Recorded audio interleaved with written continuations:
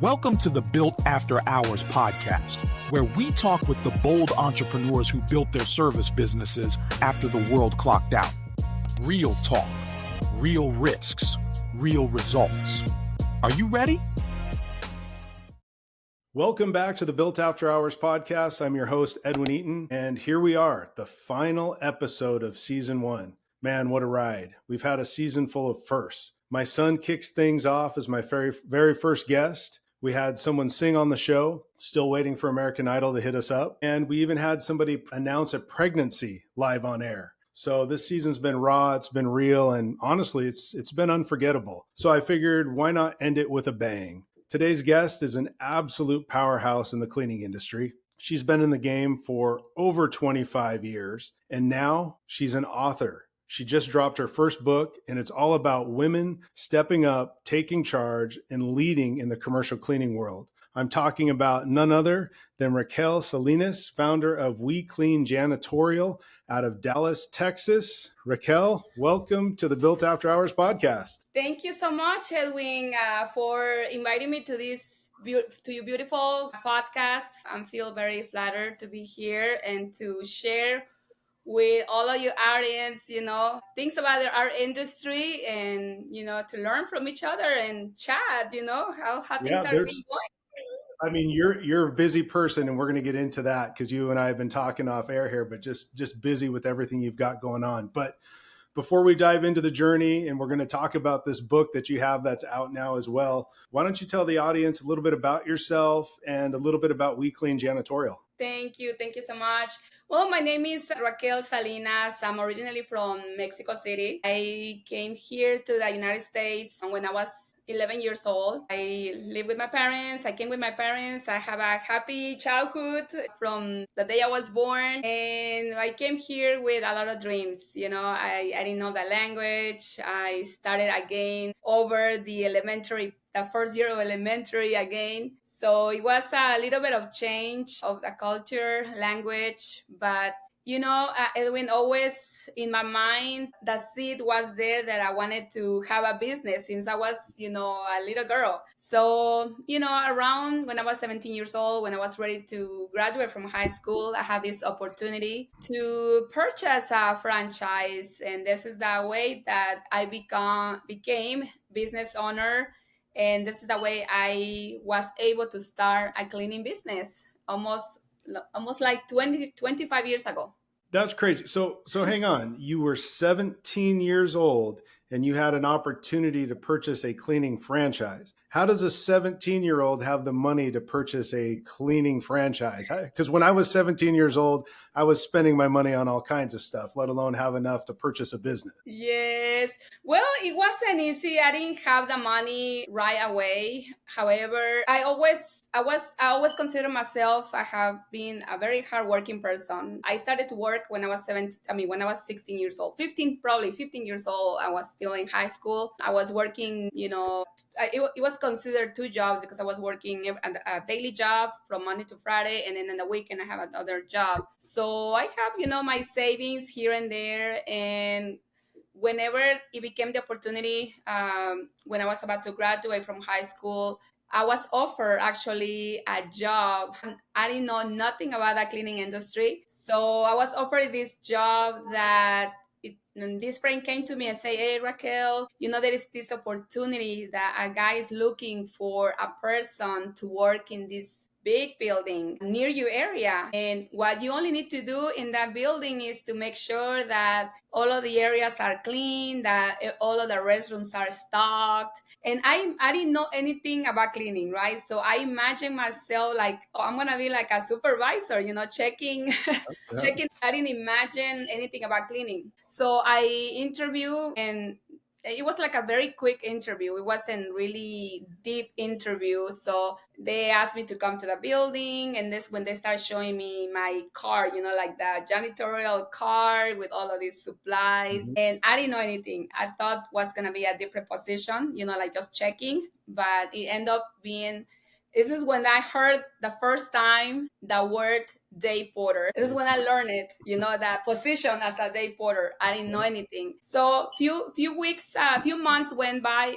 In the beginning, I didn't like it because I was very young, Edwin, and I kind of felt like I didn't want to wear the apron. I was like, I don't want to be around people, executives and, office people are with my apron. My parents have always taught us to always, when we promise something to deliver, if we were going to start a job, to make sure we do our best in our job or anything that we do.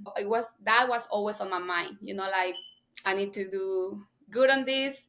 And then I will tell them that I will no longer want the job, but I will give him my notice, my 30-day notice or my 2-week notice. But, few months went by and that guy came to me, my boss came to me and said, Raquel, they like you. You're doing a great job.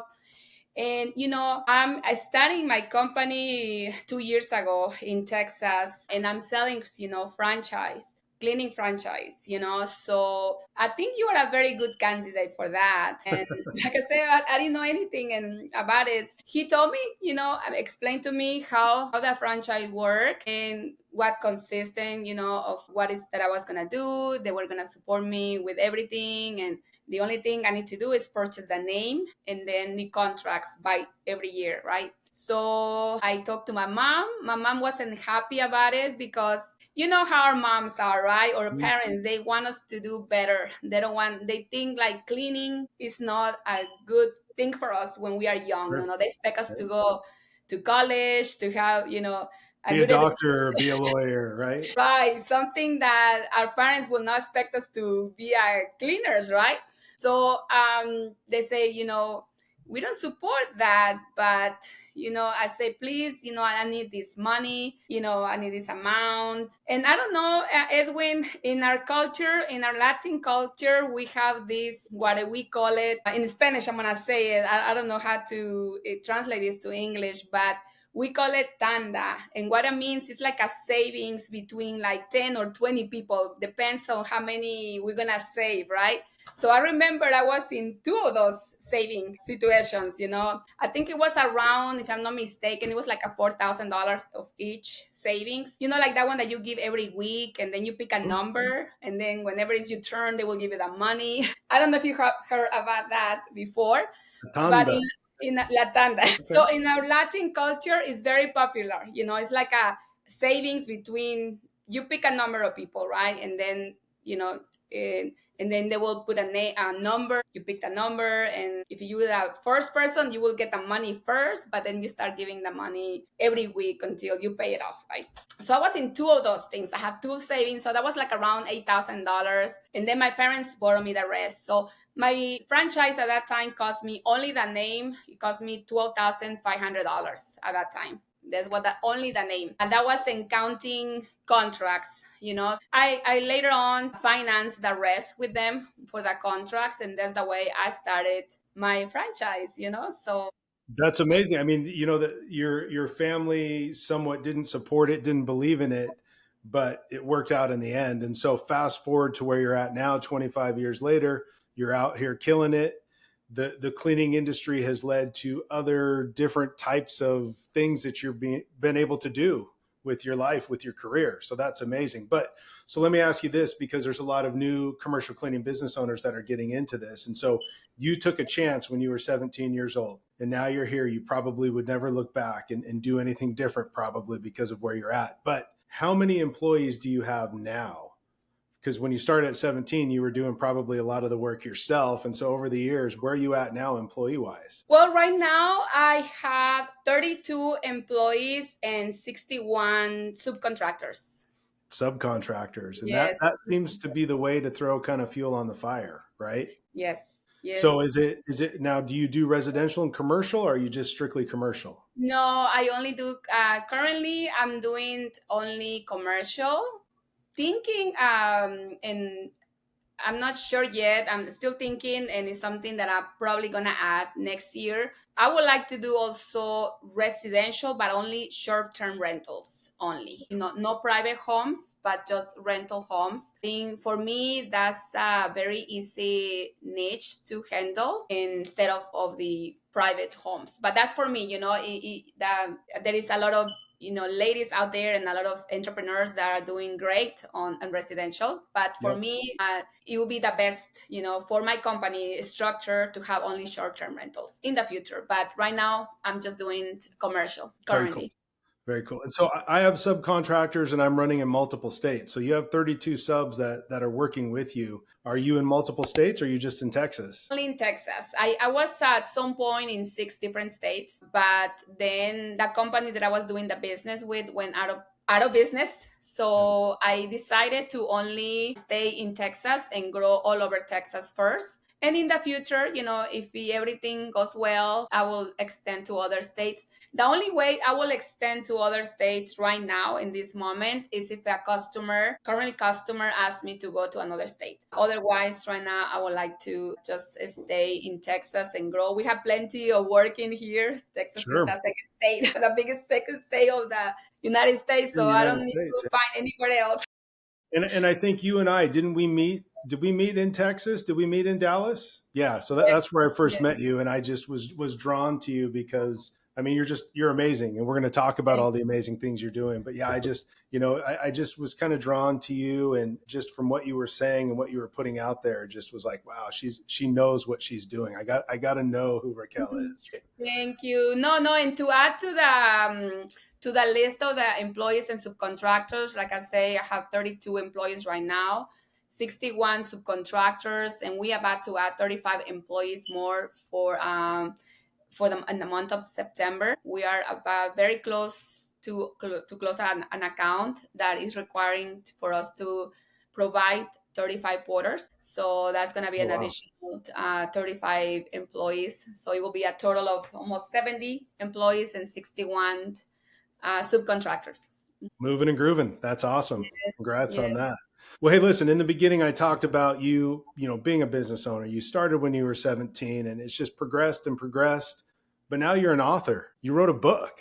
So Yes. let's talk about that. Let's talk about your book. So what's the title of your book? Well, this book, that title to me is very special, Edwin. I call that title something that it was to show the bright side of our industry and the bright side to be a woman entrepreneur in the cleaning industry. So I call it in Spanish, it calls Empresarias Con Brillo, what the means is a woman business entrepreneur that shines. Yeah. Yes. I'm gonna learn a lot of Spanish on this podcast today. So Yes, no, this is yes, great. that's what I'm trying. And it's gonna be in English in about 2 months. I'm working on the English version on it because I would like to share this also with the English speaking woman as well because it's very important. This book was a dream to me when the opportunity came to write a book. The first thing in my mind came to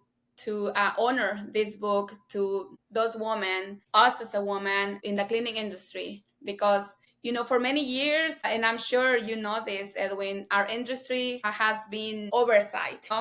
They don't wasn't important. Before we felt less important before COVID times. Now, people see us. The world opened the eyes about us and see that we are important. We are important in the industry. We also a business owner, and that's why I wrote this book to show the world, to show the people, and to make the women feel important and that we are not just a cleaners, we are entrepreneurs. Yeah, it's uplifting women in the industry because there's a lot of stereotypes in it. And I think too that over the years, especially when I first got started in this, 18, 20 years ago, it's Yes. always been a male dominated industry. Yes, But exactly. I think the times are changing. There's a lot more females, women that are getting into this industry, and we're seeing kind of a change. It's good. It's a breath of fresh air to see this and things that you guys are able to do, what you're doing, right? So Yeah.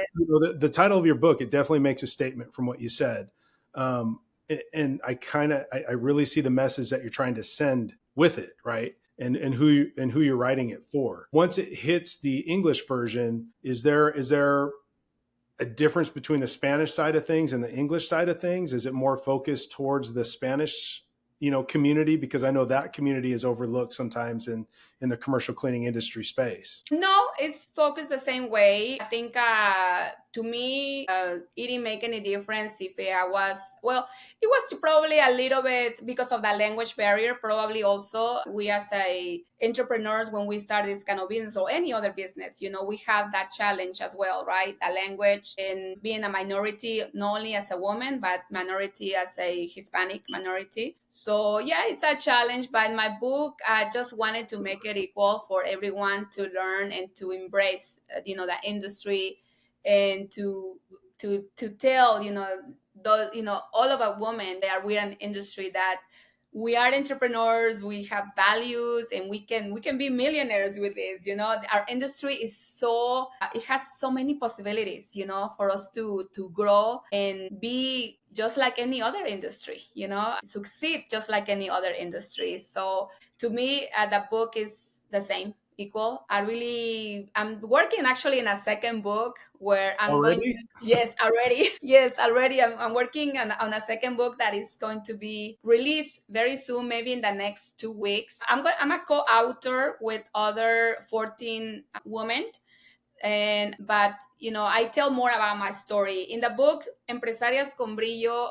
I talk about more about the business and the challenge that I went through, but I don't really talk about me, yes, a little bit how I started, how I structure everything, but not really about me, the challenges and all of that. I don't talk about that. I decide to leave that for either a second version of the book or a third version, but I just wanted to just embrace the industry first and put that word out there in this book. So you got book number 2 in the works, and then maybe number 3. What's Yes. the hardest part about writing a book? I mean, I struggle with writing emails. I can't even imagine writing a book right now. What's the hardest part about it? Well, as I say in the beginning, when we were talking early, when you know your story, you can tell your story over and over. The sense of your story is already there. Right now, yes, I'm not going to lie to the world.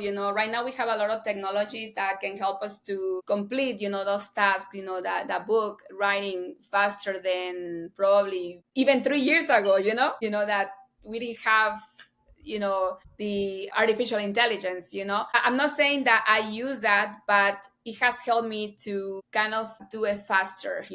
But everything that is in my book is from me, my own emotions, my own examples of everything that I have done. So yeah, it's just technology has helped me a lot into that. So yeah. Yeah, I can't wait for the English version to come out. I'm excited to read it. And so I'm pretty sure some of the listeners who are listening right now are going to be excited to read it. And I'll put all the show notes and everything in here on how to purchase it. But how Thank can you. somebody purchase it if they're listening to it right now and they want to go? Is it on Amazon?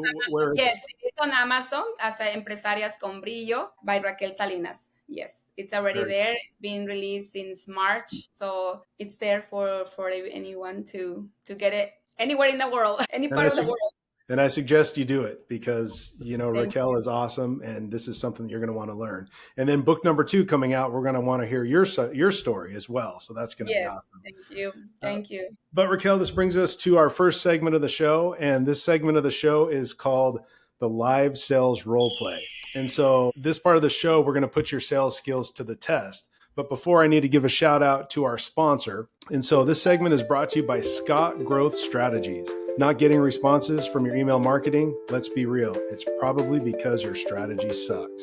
If you want real results, emails that actually get opened, replied to, and turn into paying customers, then you need Scott Growth Strategies. They're not just good, they're your secret weapon. Get serious, get growing. Check them out at scottgrowthstrategies.com and let the pros take your brand to the next level. So Raquel, I'm going to ask you a question, a common sales objection, and I want to see how you would handle this. So Okay. you let me know when you're ready. Yes, I am. Okay. So you're speaking with a potential customer and they hit you with the statement, "We're not looking to make a change right now." Walk me through what you would say to that potential client. How would Raquel handle that situation? Well, I will say thank you, Mr. Customer, for that.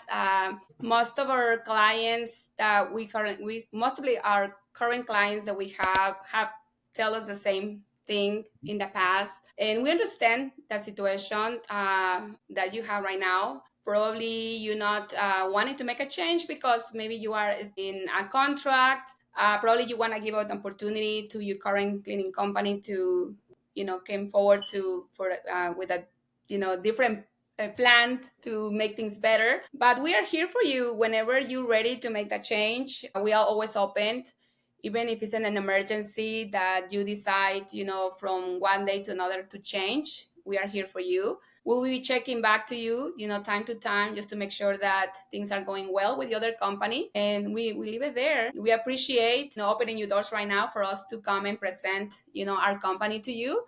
We're going to leave you with information about our company, and whenever you are ready to make any switch, or even if you're not already making a switch right now, but you want extra services that your other company currently doesn't have or doesn't provide for you, we will be happy to do that for you. Service, we do carpet cleaning, window, power washing, and I will list all of my services.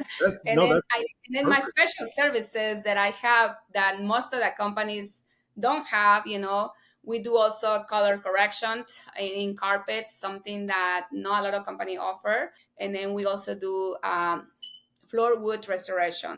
If you ever need those kind of services, and not, it doesn't necessarily has to be janitorial services, but we are here for you to serve you in one roof.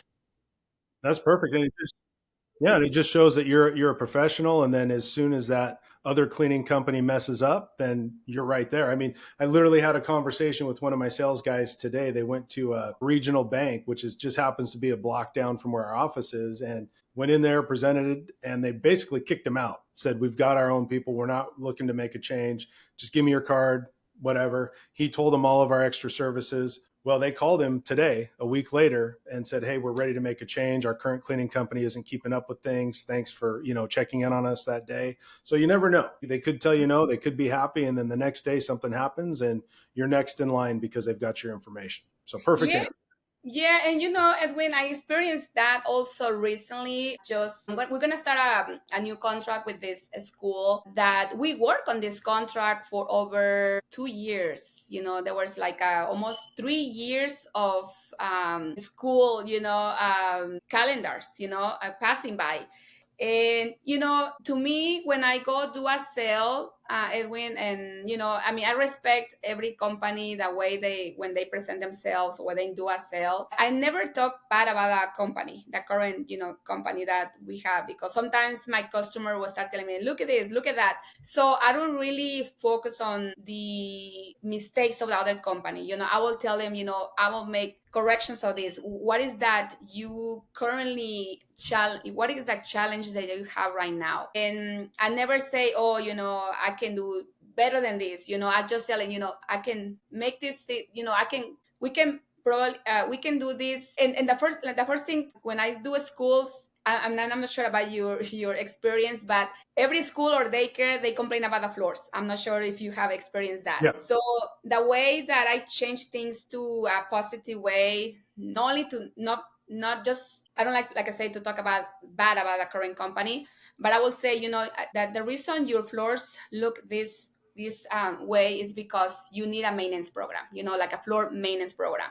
We can do this for you. We can put a machine, that in your facility. It will help you better, to get your floors cleaner, and also it will help the team to complete the work faster and to focus in other areas instead of focusing on the floor only, because it's very time consuming and it's very fatigue, for them to be doing that. So I always try to look at the positive and, sell the emotion to the customer, because that's what you sell, emotion. You don't sell the service, you sell the emotion that they're feeling, that Mm-hmm. What is that the emotion they showing to you. So that's the way I do it. I never talk bad about my competitor, because I respect, it can be you, it can be me, right? So I don't really talk about anybody like that. I just put the solution into it. And just like you just say right now, They're not looking. These customers keep telling me, "Oh, I may call you the next school year and this and that." I used to get easy every month. I used to send them like cookies. I used to send them different things like card, like like happy holidays, things like that. So they always remember me, right? So one of those days they remember me and they call me, and it was very easy sell at that time. Yeah, I call that TOMA, top of mind awareness. So you're always in their mind. But yeah, two things on what you said, and that's 25 years of experience giving us all advice right there. But number one is, yeah, you're solving an issue. You're coming up with a solution to their pain points. And the second part to that is, if you're talking bad about the current cleaning company, you got to remember the person that you're doing the walkthrough with probably hired that cleaning company. So you might make them feel bad about making that decision, or make them feel dumb that they hired that company. So you got to be very careful. So you're always solving the issue, the pain point that they have. Without making that kind of statements. Correct. Yeah, absolutely. Well, hey, so we did this live sales role play. So we're talking about sales. You're in a very big area, the Dallas Fort Worth area. I've been there many times. It's huge. It's huge. Yeah. Everything's bigger in Texas, right? Yes.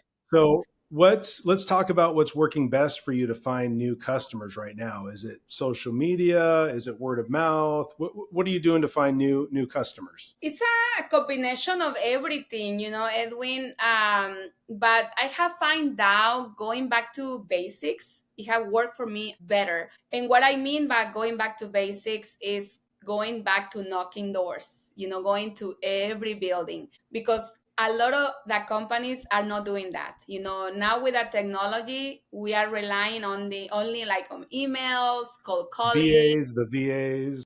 That, yes. So that touch is not there anymore. That personal one-on-one is not there anymore. And I know a lot of companies prefer, to not to have solicitors coming over there. But, when you make friends with the receptionist, if you start going a lot and start bringing them, donuts, cookies, being nice to the security guard, like making friends, that you can get your way in.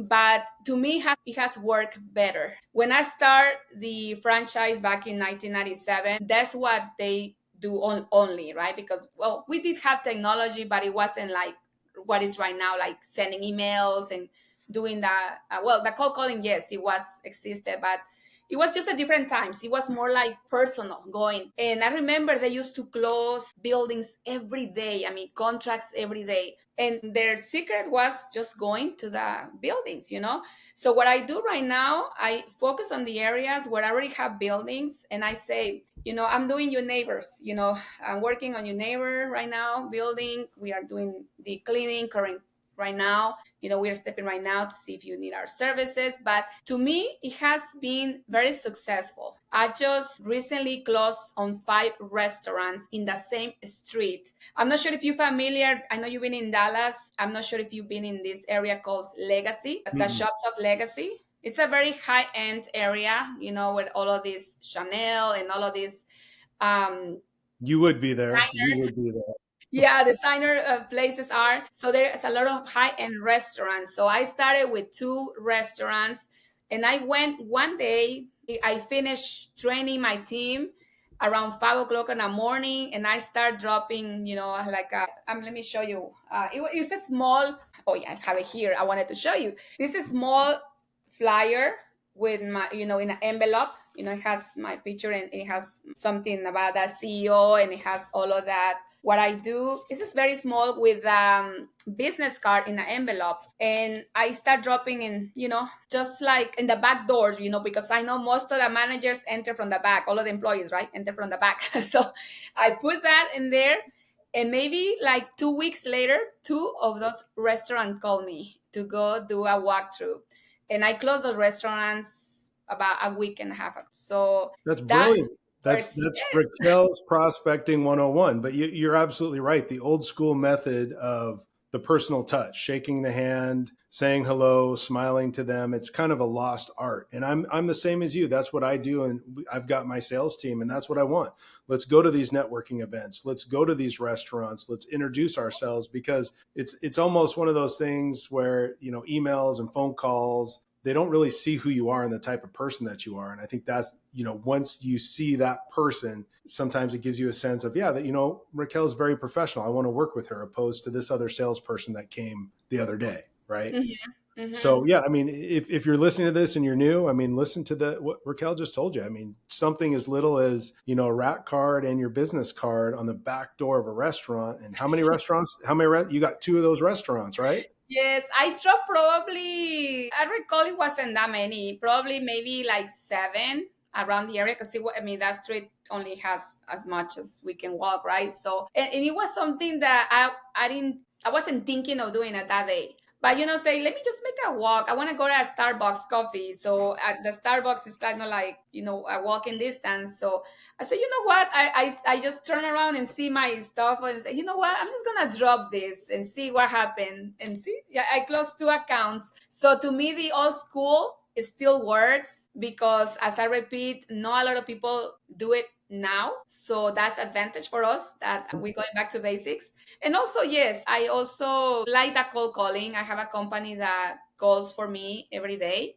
And I also have a company that I purchase leads once in a while. It's not, I don't have a contract with them. It's just that they offer me some leads if I want them. So I do it like those 3 ways: purchase leads with a company, and doing the cold calling with this other company, and then also um, having to go one-on-one. And also, let me share one more thing that I'm going to be doing very soon, probably before the end of the year. And it has to do with what you asked me, how I do my sales. So how I open doors, right? For me to go and offer my services. Right now, I'm currently working, and I know a lot of other peers in the industry are doing it, because it's something that I really personally recommend. But I recommend this to be done not having virtual assistants, but having people in a call center in our countries. For me, like, I'm from Mexico, I wanted to open a call center for I'm not gonna open it a big right now. It's gonna be consist of only like 4 people right now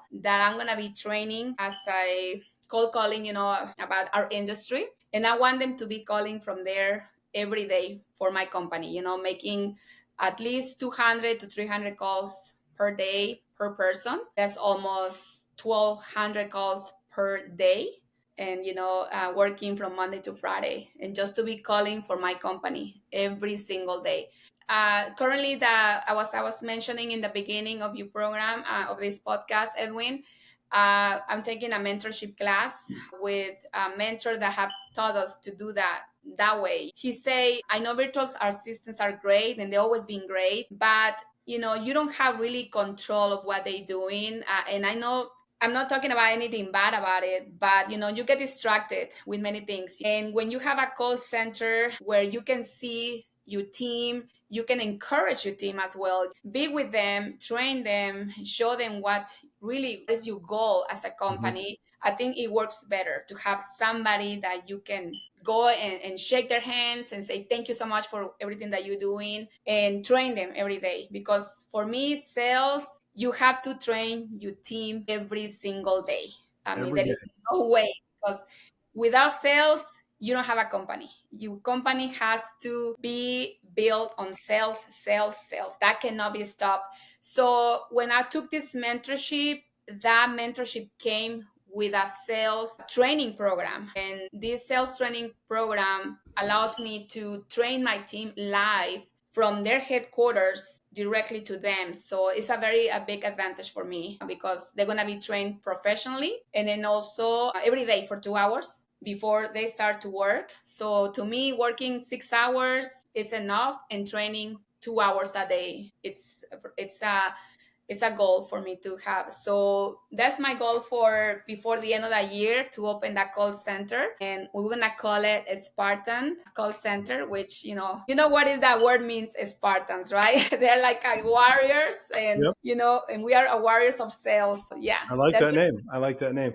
But, with the VAs, I mean, there's so many pros and cons to it. And I do consulting, and people are calling me every day, how do I get leads? I want leads. I want a VA. And again, they forget the old school method. Even if you get the lead, you still have to go out there and do a walkthrough, right? Yes. So you still have to do that. But I think the misperception on the VAs is that when you hire them, it's not just plug and play. You don't just here you go start making those phone calls, because a lot of them sound robotic, different languages. At least that's my experience and what I've heard. So putting in the time to train them the way that you want them, you have to. Yes, it's a financial investment, but it's also a time investment up front, because just as if you were to hire your own sales team, it's going to take 3 months, 6 months until they get into a groove of things. Right.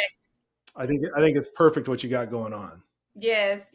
No, I'm very excited about it. And I trust that this is going to be good for my company. And especially when you already have a training system, where they're going to be trained every single day. And then also my support, you have to support. I have experience, I have heard, like you say, people saying my VA isn't working out. Well, because you expect your VA to be also a salesperson, and they are not a salesperson. They are only opening doors for you to go and do that sale. So they are not a salesperson. Yeah, of course, they have to know about sales, but don't expect your VA to do everything for you. You have to encourage them, you have to train them, you have to tell them exactly what your goals are and make it accountable, not just leave them there for you to do all of that work, and then you come and say, oh, it's not working for me, right? It's not working out. So you have to invest, you have to invest on yourself, you have to invest on your team all the time. Absolutely. That's good. So again, we talked about it. We've got a lot of new cleaning business owners that listen to the show, and you're throwing out a ton of knowledge, which is great. But with a lot of these new owners, they struggle with confidence in sales. And I hear that every day. What advice would you give someone that says, I'm not really a salesperson, but they're a business owner and you have to be? Do you have any advice to give them for confidence, how to get out there? We're all struggling, but you got to have that confidence when you're out there selling. Well, you also have to train yourself, train yourself with your team, and do role playing all the time. Learn exactly what your customer needs are first. If you, for example, whenever you're connecting the first time with your customer, either by somebody sold you that lead, or you make the phone call, or your VA make the phone call, you have to ask, a lot of questions at that time to make sure that you are prepared, and role play with your team, get someone in your team and pretend, that's your customer, and learn. I mean, and if you, you have to also feel confident, because it's your company, and who else know more than you about your company? It's about, and it happens to me, I'm working on trying to be a good speaker. I have taken classes, I still get a lot of nervous about it, but my mentors say, Raquel, why you get nervous? I mean, you know your story. You are the person that knows more than anything about your stories. So just think about it, just elaborate in your mind what you're gonna say, but it's your story. You already know that in your mind. So the same thing I tell the business owners, your company, you know what you can offer, you know exactly you irresistible offer that you can give to your customer, and just start with the emotion, sell the emotion to your customer, because that's what you're gonna get in. They're not selling your services, you're selling an emotion to that customer. Just Be confident.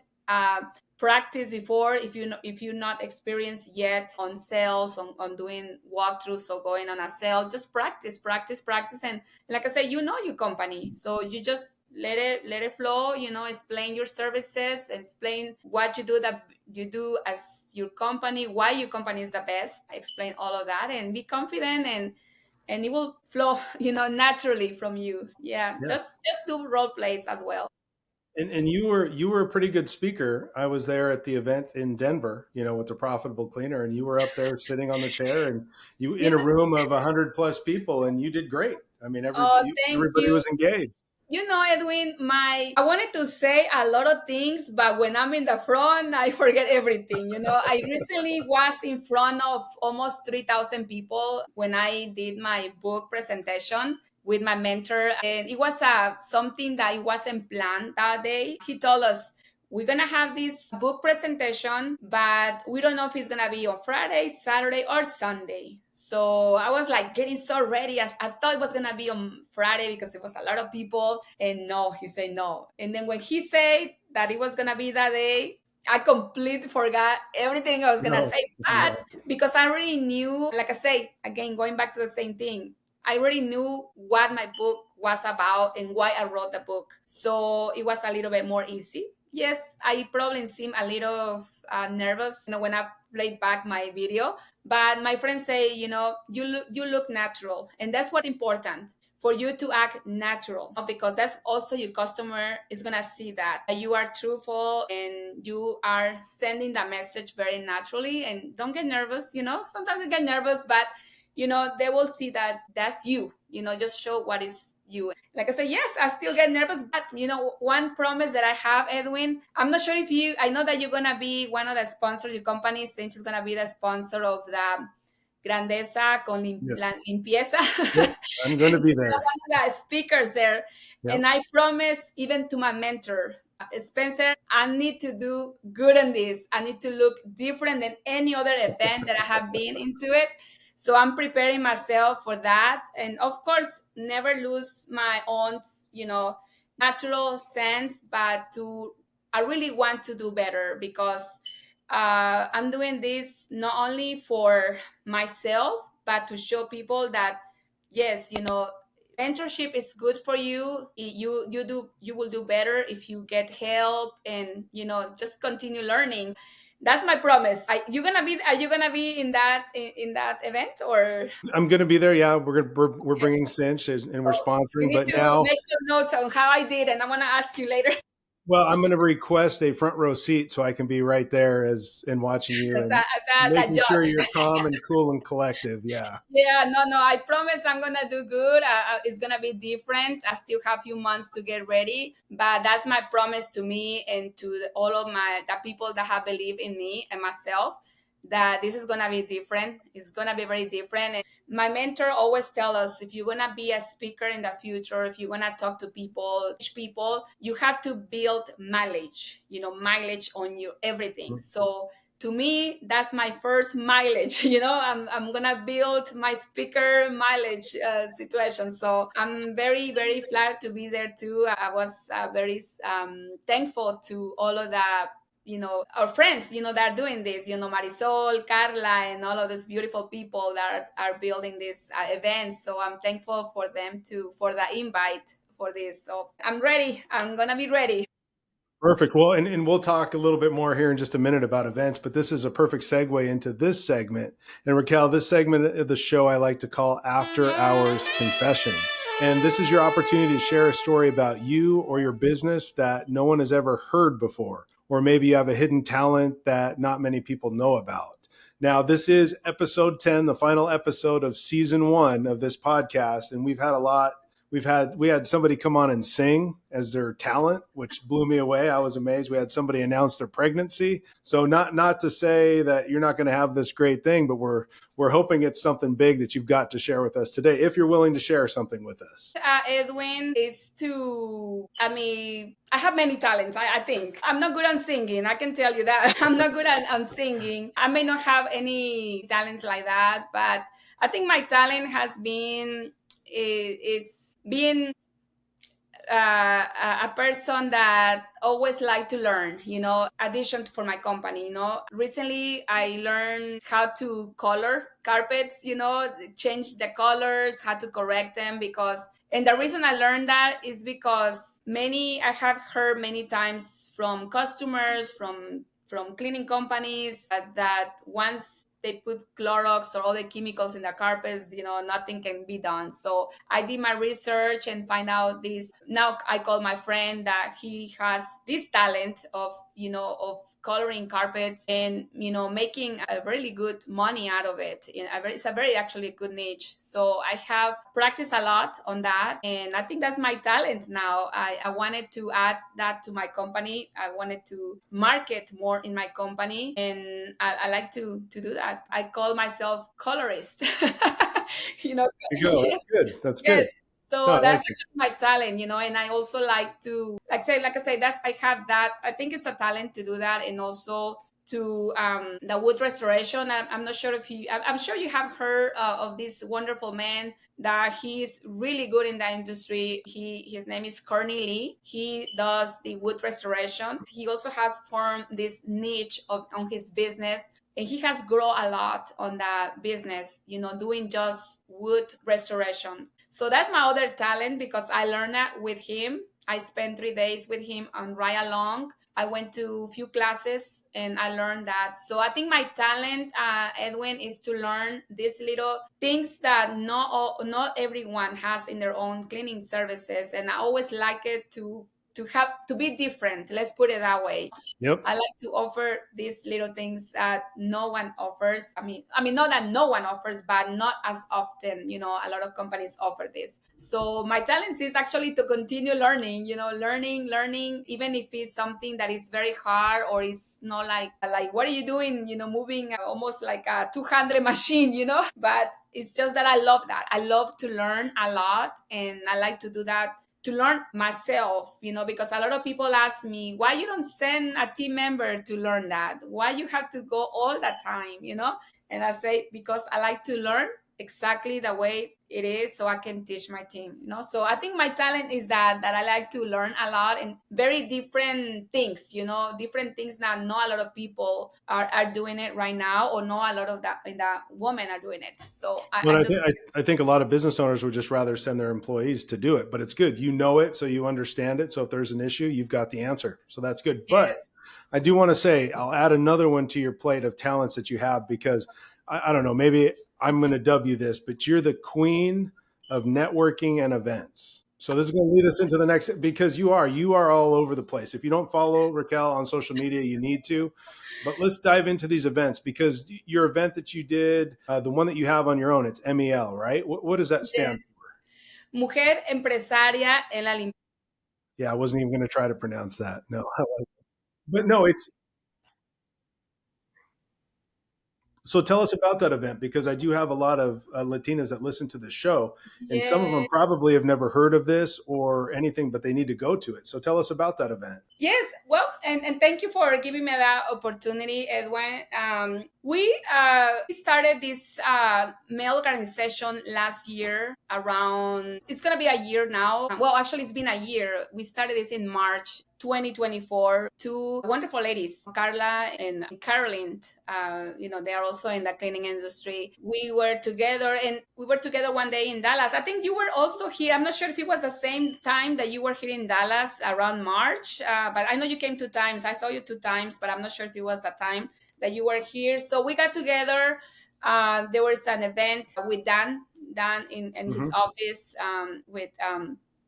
with his company. So we got together and we saw that we always talk about the necessity of having, an organization where women can connect, can come and feel that they can ask questions and don't feel like, my question is very small, it's very, nobody's gonna pay attention to my question, or nobody's gonna pay attention to me because I only have like 2 employees, right? So we decide to open this organization called Mujer Empresaria, where we can have, place, a group where we can get together, we can do events together. And we decided to do our first event in October, where we brought these wonderful speakers, states. We have Diana Betancourt, she's a very successful, woman in the cleaning industry as well. And there are other, ladies that are also successful. So we got together and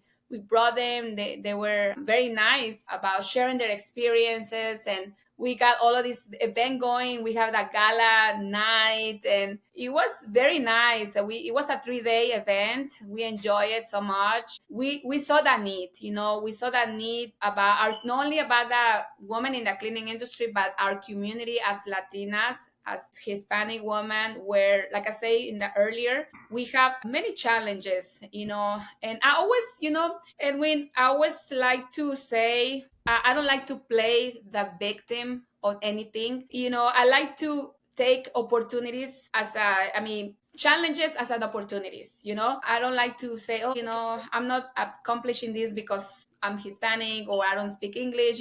I want women to embrace their culture, their language, and not feel never feel like it's a challenge not to speak English, because if you don't speak English, well, hire somebody that can speak English for you and go and do the sale. Hire somebody to do this for you, but never have that challenge stop you from for you grow.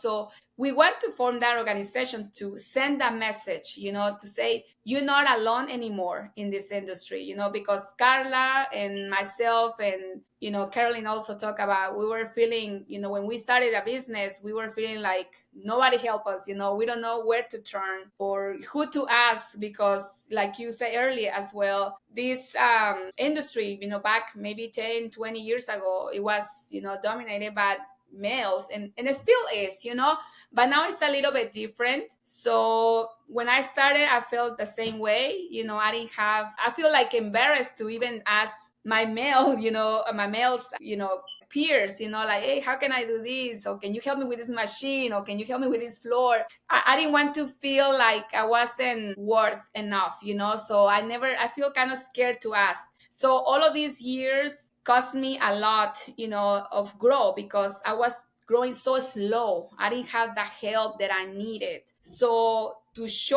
make sure that it doesn't happen to other ladies, other women, we decide, like, let's just open this organization where we can help women, where we can embrace them, we can hear their concerns and help them. So right now, I know I'm not the only one that stay in that organization. My other two friends are doing different things, but they're still, doing their own stuff, also mentoring and doing a lot of things on their own. But I still with the same vision of growing this organization and making it even at some point worldwide, because not only here in the States, the cleaning industry, it's like I say, is not valued, but in other countries as well. Like in my country, in Mexico, I was talking to other friends like, oh my God, we need your organization over here, definitely, because, they're not, like I say, the industry they don't value our industry in other places. So I wanted to continue with this, and grow and help more women with this organization. No, that's great. And so if somebody's listening to this and they want to learn more about it, do you have a website for Yes, that? yes, I do. Is www.mujer empresaria en la limpieza.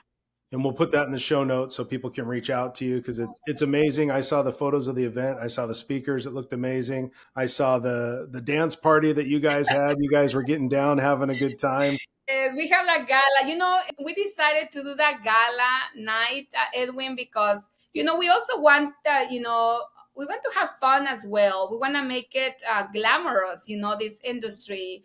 We are entrepreneurs, we're not cleaners. I hate that word, I don't like to be, not even to the people that work with me, I like to call it cleaners. I like to call it techs, because we are techs in the cleaning industry, we are technicals in the cleaning industry. So every shirt that I have, I don't show cleaning crew or cleaning, I just, cleaning tech, So to me, that's important, to embrace that title, and I told Carlita and Caroline, we need to have a Hollywood, gala night. We need to empower these women and have them have some fun, make them dress beautiful, for that night, and show that they are entrepreneurs like any other entrepreneurs in any industry. Well, and you let me know, I'd love to bring Cinch along and help support in any way possible. So definitely let me know about that, because what you're doing is awesome for the. Yeah, no, I'm planning to do a lot of things this year. Edwin, I've been very busy with my mentorship program. I haven't been able to do a lot of things, but I have a lot of plans for our male organization. I want to put together a lot of companies that can help them, with different needs of how they can grow their business, and not only to sell, like a mentorship or help them one day. I want them to be in a platform where they can go back to see a video of you, how you explaining your system, how can you help them with that. I want something like that they can go back if you have a question, and not only taking a class and they forget 3 days later, they forgot about what they talk about. So I wanted to build something different. And yes, definitely I'm going to reach out to you, because I have a lot of plans for male organization. And, probably one of these days, I'm going to invite you to one of our lives to also talk about your app and how can your app help, this. I better learn and brush up on my Spanish a little bit then for that. Yes. But hey, Yes. Raquel, this is going to lead us into our final segment of the show. So before we end this and wrap this up, I like to play a game. It's called Rapid Fire Roulette. And so Okay. I'm going to ask you 5 questions. I'm going to give you just, 3 seconds to give me a quick answer. So if you're ready to play, let me know when you're ready. I'm ready. Okay, let's do it. So first word that comes to mind when you hear cleaning industry. Not glamorous. Not glamorous. Book writing, is it fun or painful? Fun. Dream vacation spot. Cancun. Okay. If your life were a telenovela, title it. Teres. Okay.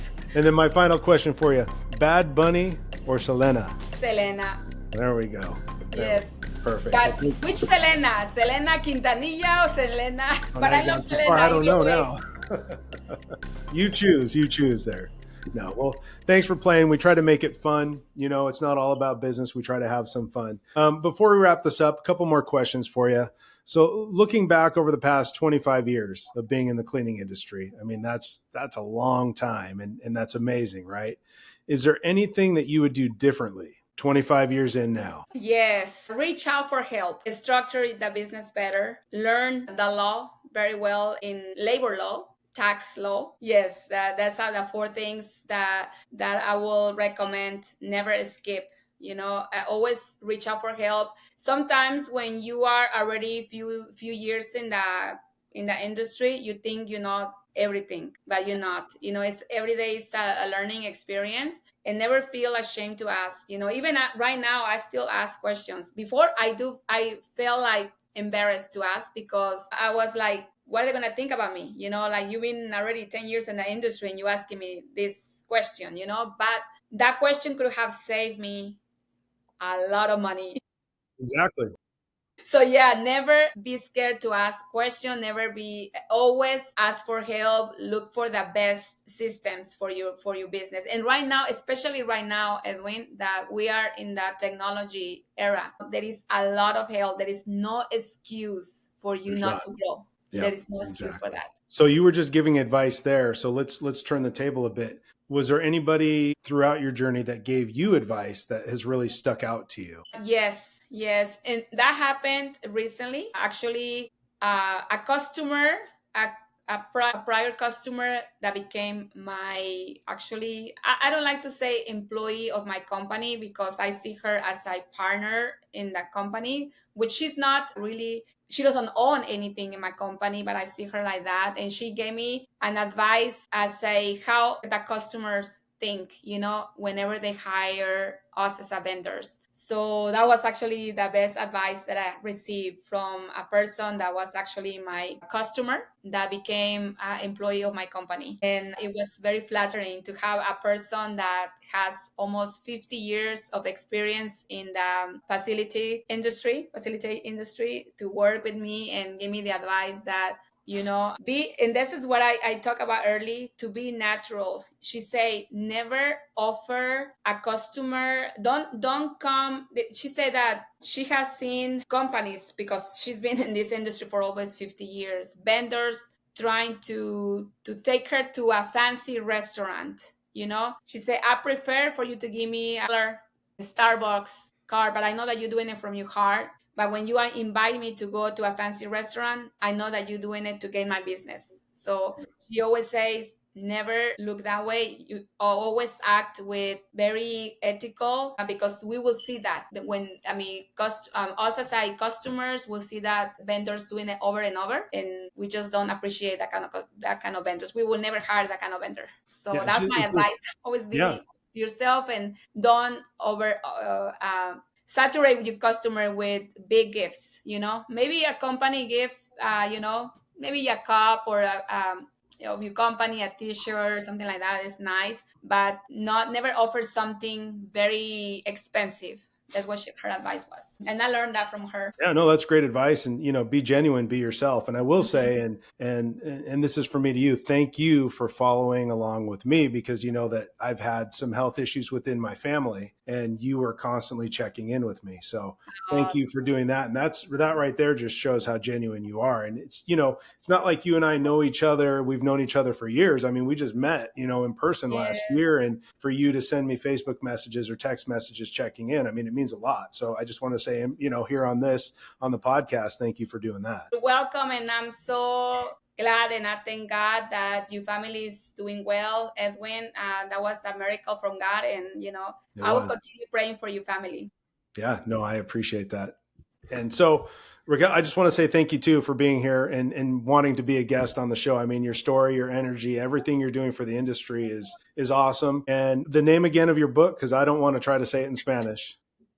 Empresarias Con Brillo. And I'll put it in the show notes, pick it up on Amazon, and the English version is coming out hopefully soon, and I'll make sure I get my hands on that. I know the book is just the beginning for you. You've got other big things planned. I'm looking forward to other stuff that you're going to do. So I just want to say thank you again for being part of the show. No, thank you for the invite, and I wish you the best. I know I see you many times in TikTok, so you are killing it in TikTok now. You are TikToker now. I'm glad that you're doing that. You are very genuine, and that I always listen to you because you just have that I don't know, it's just your sense of humor. You are very natural as well. So thank you for helping us as the cleaning industry as well. And I know you always as well embracing women in the cleaning industry. So I appreciate that from you as well. Thank you so much. Yeah, and like I said, anytime there's an opportunity to help out, you can definitely count on me and call me to help out on anything. Thank you. Awesome. Thank you so much. Thanks for being a guest. Bye. And that's a wrap on season 1 of Built After Hours. A huge thank you to all of my amazing guests. This podcast wouldn't be what it is without your stories, your passion for the industry, and the energy that you brought to every episode. I hope everyone listening was able to take away something valuable, feel connected, and most importantly, just enjoy the ride. We've got a couple bonus episodes coming your way soon, so keep an eye out for those. And don't worry, season 2 is right around the corner. And until then, thanks for listening, and I'll catch you on season 2.